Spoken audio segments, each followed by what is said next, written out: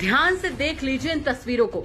ये वो तस्वीरें हैं जो यूपी में खाकी की गुंडई की कहानी कलेजा फाड़ कर बयां कर रही हैं। ये वो तस्वीरें हैं जिसे देखकर डर लगता है कि यूपी में गुंडों से डरे या खाकी वाले गुंडों से। हम खाकी वाले गुंडे क्यों कह रहे हैं, इसकी वजह है सर्वेश कुमार यादव। आरोप है कि सर्वेश लाइब्रेरी से निकल रहे थे कि वहाँ 2 दरोगा धमके।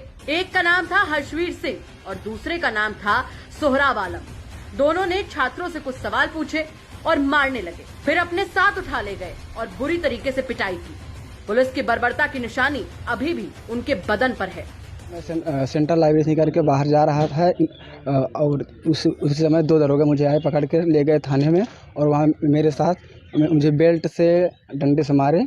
और मैं चाहता हूँ यह घटना अन्य आम छात्र न घटे, उनके साथ विधिक कार्रवाई, दंडात्मक कार्रवाई हो। क्या हुआ? हाथ कितनी चोट आई? हमारे हाथ में काफ़ी चोटें आई हैं, पीछे भी चोट आई हैं। वजह कोई नहीं था। मैं ना नेता था, ना मेरा किसी मतलब आपराधिक गतिविधि में मेरी कोई संलिप्तता नहीं थी। बिना मतलब को लोगों को मारे हैं। क्या चाहते हैं आप लोग?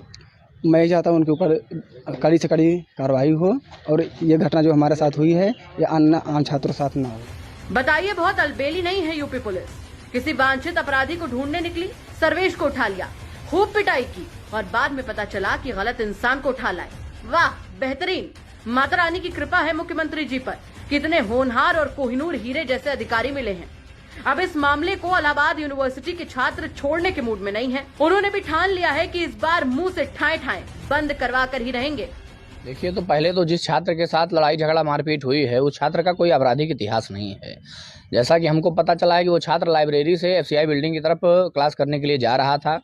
अब पुलिस वालों को क्या गलतफहमी हुई और वो किस लिए इसको पकड़ के ले गए ये मैं नहीं जानता हूँ, लेकिन किसी के साथ भी इस तरीके से बर्बरतापूर्वक मारपीट करना निंदनीय अपराध है और छात्र चाहते हैं कि उनके साथ सख्त से सख्त कार्रवाई हो। और अभी तक उनका निलंबन भी हुआ है, लेकिन इससे छात्र संतुष्ट नहीं है। उनके ऊपर आपराधिक मुकदमा दर्ज होना चाहिए और जिस तरीके से ट्रायल चलता है किसी आम इंसान का, वैसे उनका भी चलना चाहिए। तो क्या बहुत पिटाई की चौकी?